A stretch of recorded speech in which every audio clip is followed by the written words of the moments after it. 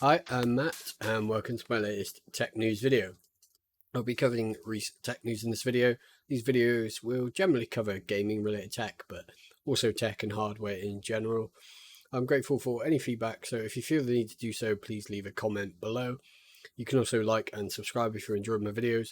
I'll now get into some tech news from the past week or so. First few bits today are AMD GPU and CPU related.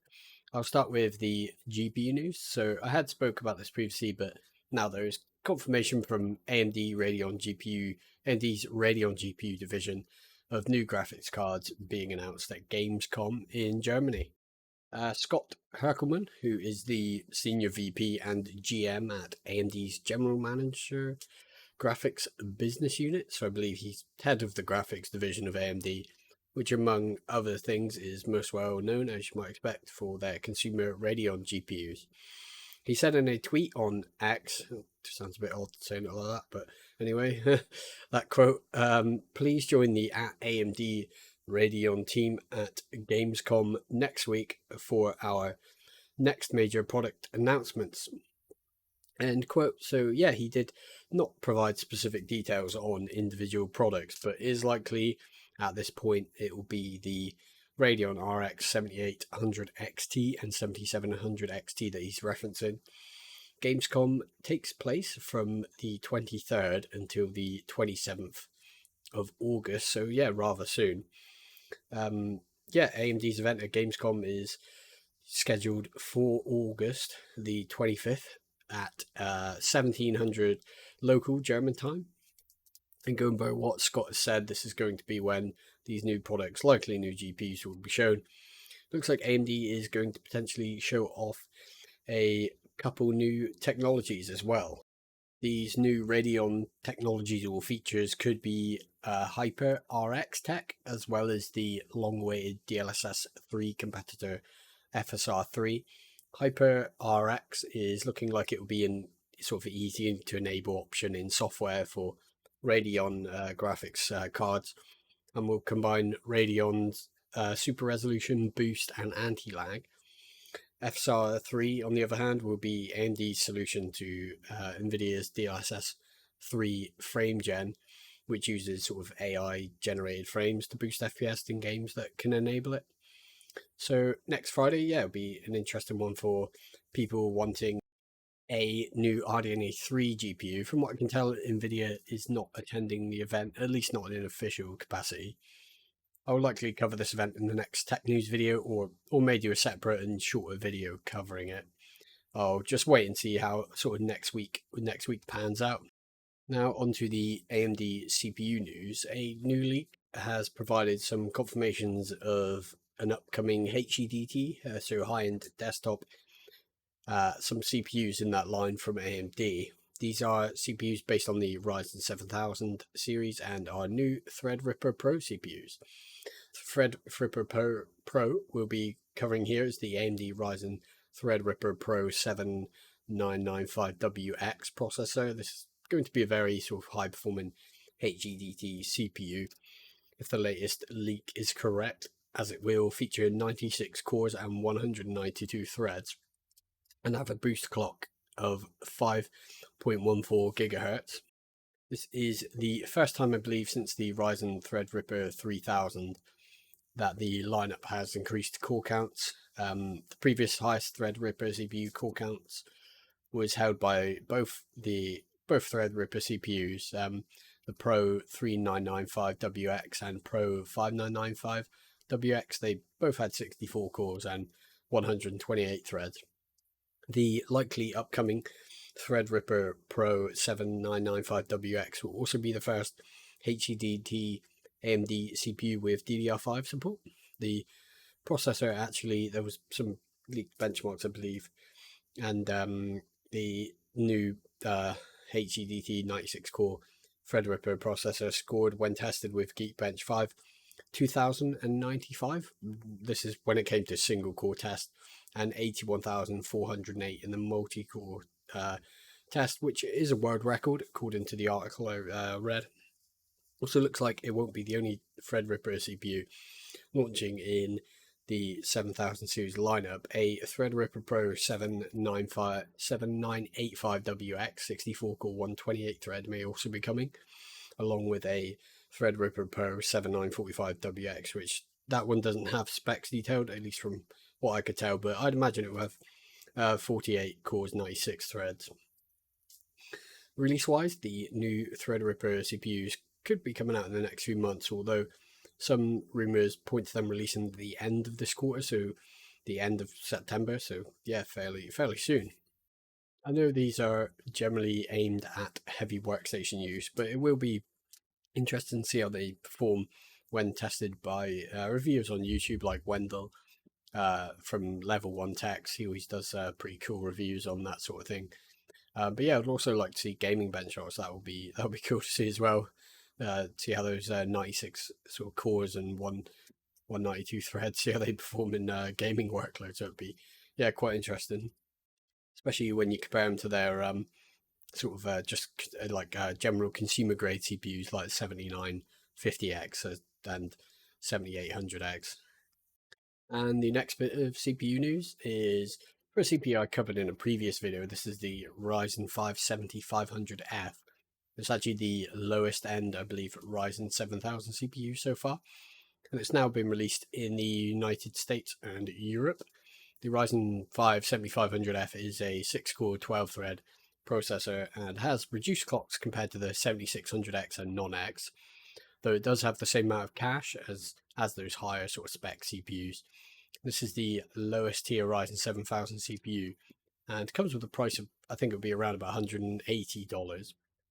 Originally, the CPU was a China-only release, but it now is available in the US and Europe. From benchmarks I've watched, the 7500F performs very similar to the 7600X and non-X, but in a few games it does drop behind somewhat. I think I'll be linking one of the videos I looked at, which had some benchmarks with the 7500F, 7600 and 7600X, if you want to check that out. But there doesn't seem to be that many comparisons between the three, I guess because it's fairly new, the 7500F, at least in Europe and the US. But yeah, if you're in the market for a budget sort of build, this might be the CPU to check out, as well as the Intel i5 12400 and 13400, which are also sort of lower end 6-core 12-thread CPUs. They're pretty decently priced, I guess, because they're a bit older now and at the lower end, I guess. But yeah, they're pretty good, pretty decent performing CPUs as well. And I think as well, last gen Ryzen 5600X and non-Xs are also available for similar prices too. Or if you're in the US and you're near a micro center or willing to drive to one, you can pick up the 5600X 3D. That might be an interesting test. That seems to be doing quite well at the moment, performance-wise. And that is the AMD related CPU GPU news done. I'll move on a couple bits of Nvidia news. So some Nvidia GPU information to cover first of these. This will be some new details about Nvidia's next gen GPUs, codenamed Blackwell. Going by the latest info, there will be at least 5 new SKUs. These will be at the core of the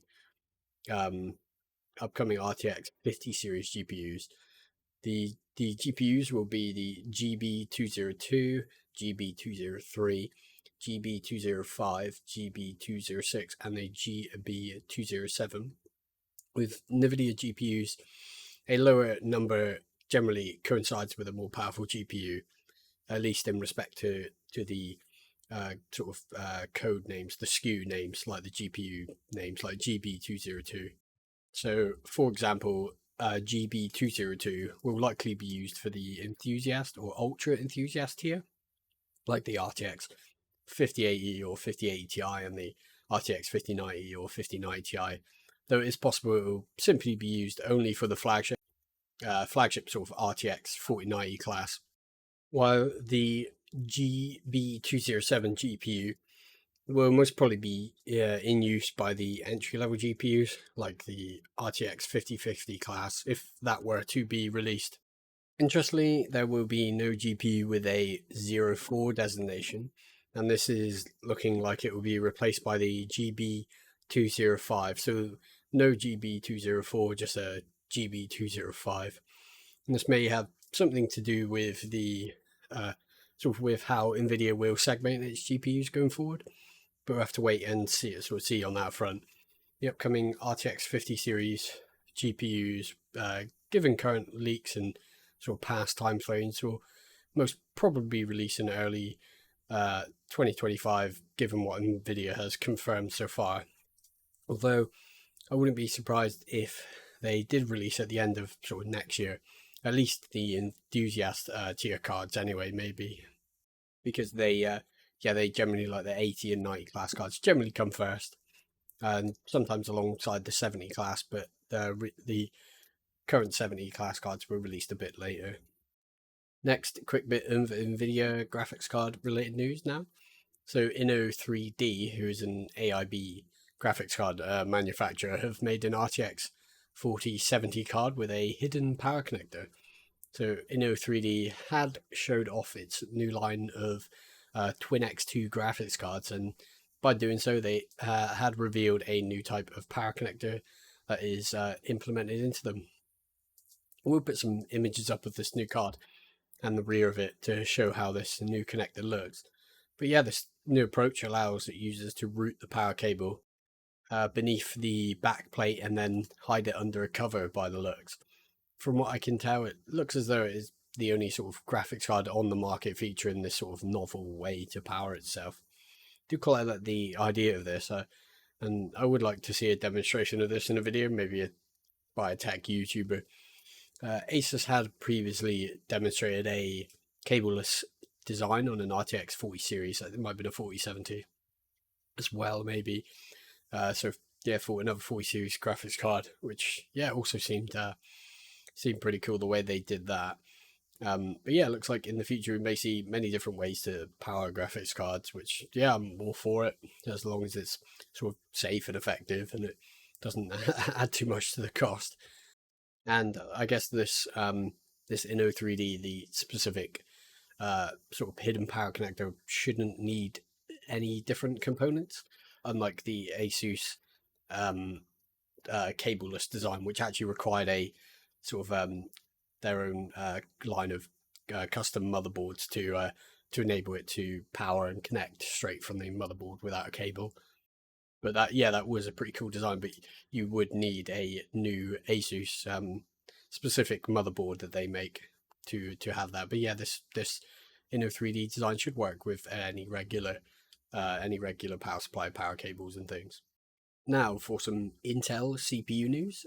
Sort of another week of upcoming Intel CPU details. This week, yet another bit of details with the i7 14700K and a benchmark that has been leaked. In this benchmark, the i7 13700K has been compared to the upcoming 14700K. In the leak, the processor has a spec name of i7 13700KS, though it is likely the 14700K. As the CPU-Z screenshot shows the processor as having 8 P cores and 12 E cores. The 13700K, for comparison, has 8 P cores and 8 E cores.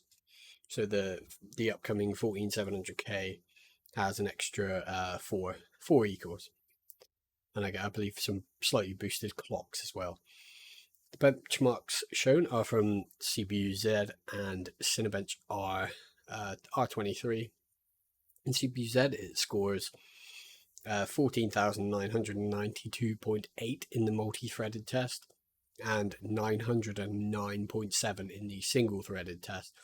So this is an increase of approximately, I believe, 20% in the multi-threaded score and 4% in the single-threaded score when compared to the 13700K.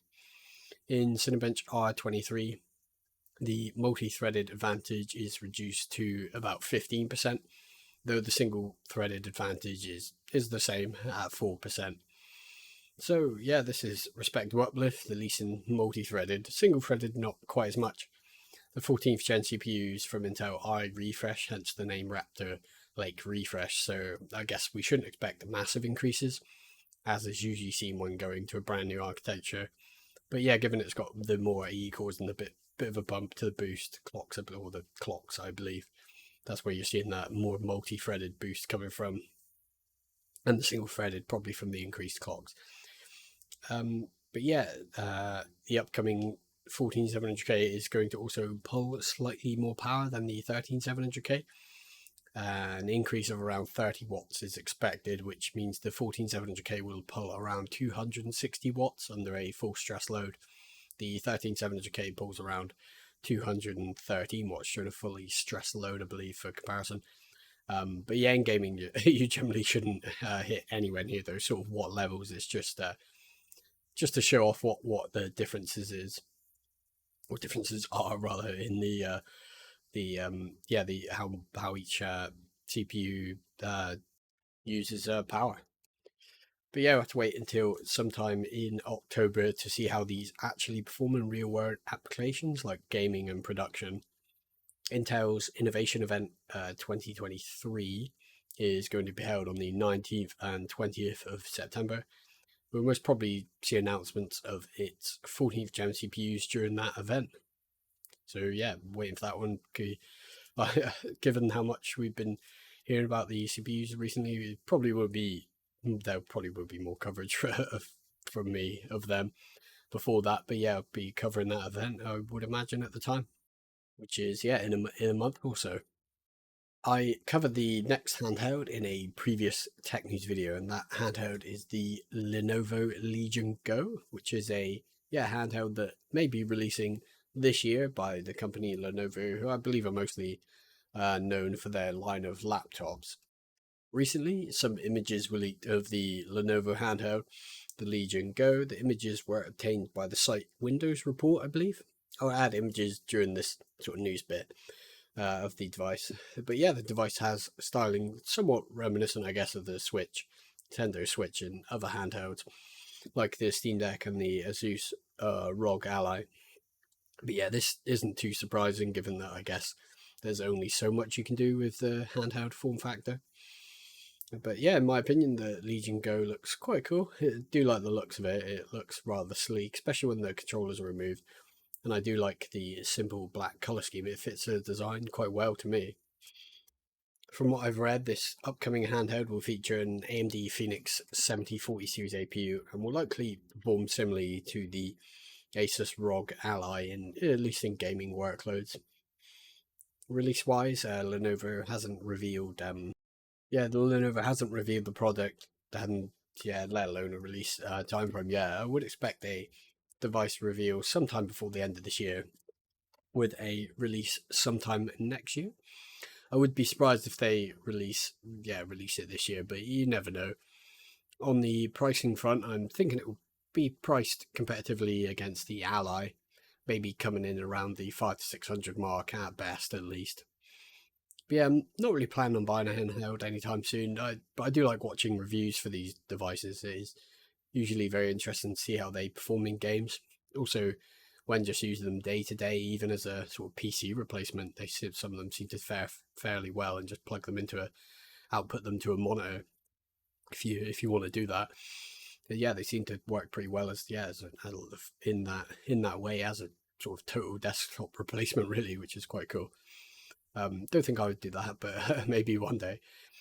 But yeah, I think the main reason I haven't really considered a handheld PC is just because I seldom game when I'm away from home. But if I ever feel the need, I may look into these devices more. Maybe when Valve releases a successor to the Steam Deck, I'll consider it more, as that's the device I prefer from what I've seen, at least at the moment anyway. So yeah, when this Lenovo Legion Go comes out, be cool. Might cover it at the time, maybe how it performs in reviews and things. That would be an interesting one. Now for some gaming related tech news. This is some Lords of the Fallen and Unreal Engine 5 sort of related news, I guess. So Lords of the Fallen is an upcoming Unreal 5 game, and releases on the 14th of October for the PC as well as current gen consoles. And from what I've seen and we sort of know now of Unreal 5, it's going to be a very nice looking game, but this means it'll also be a very demanding game. The developers of the game recently revealed how it will run on console, among other things.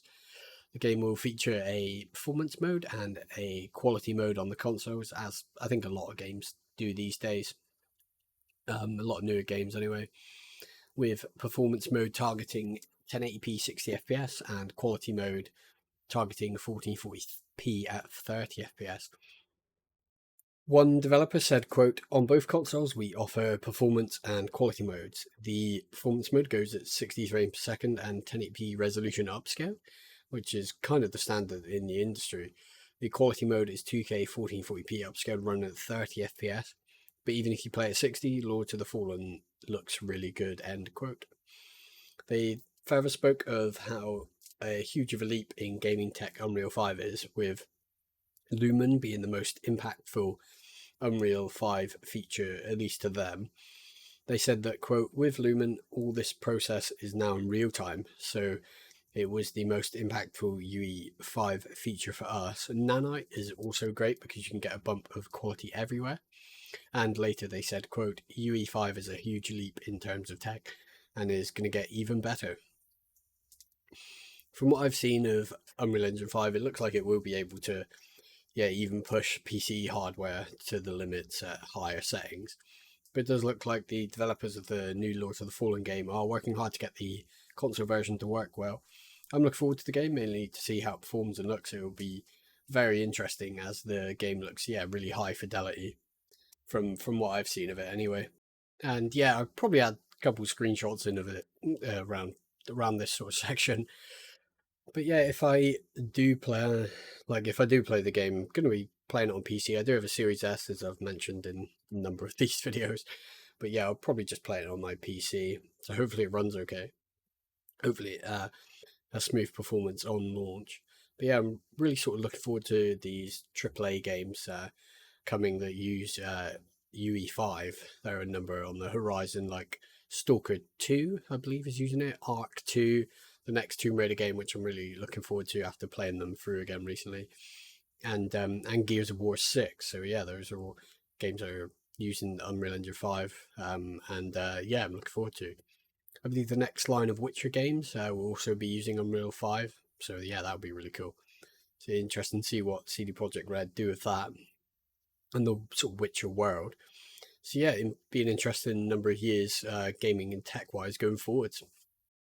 Final bit of mainline sort of news today is some Samsung storage news. The recent Flash Memory Summit, at the recent Flash Memory Summit 2023, Samsung announced a sort of whopping 256 terabyte SSD.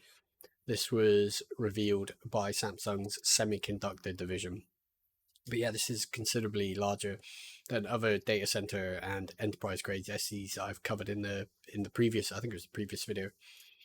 Samsung also said that this massive SSD consumes less power than a stack of 8 32 terabyte SSDs, which sounds pretty impressive to me. SSDs will be marketed, as mentioned, at data centers and enterprise users, a market segment where these types of massive storage drives come in handy.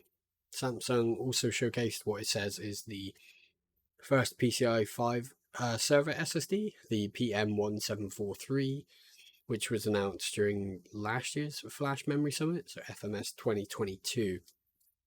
Although this PCI 5 server SSD is only available in much smaller capacities, with the top end drive being a still respectable 15.36 terabyte of capacity. They also announced a 2.5 inch PCI 5 server SSD that tops out at 30.72 terabyte at the high end. But as always, when I cover sort of data center and server grade and enterprise level hardware, I know that tech and capacities likely won't be available in consumer grade hardware for a while.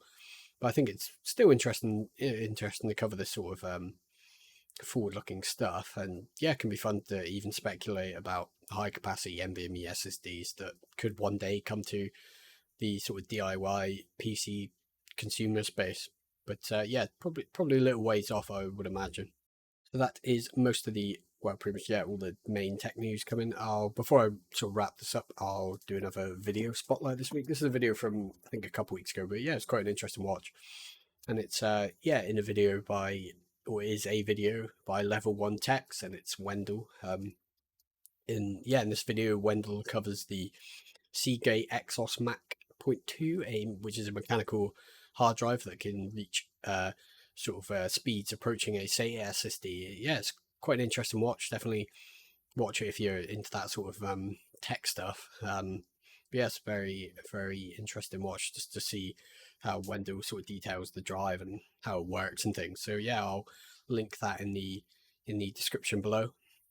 And now I will finish off the video outro. So that's all the tech coverage from me today. If you're interested, you can also check out my gaming news, which was published yesterday, or should have been.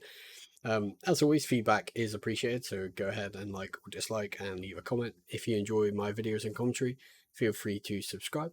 Thank you for watching, and I'll be back again soon.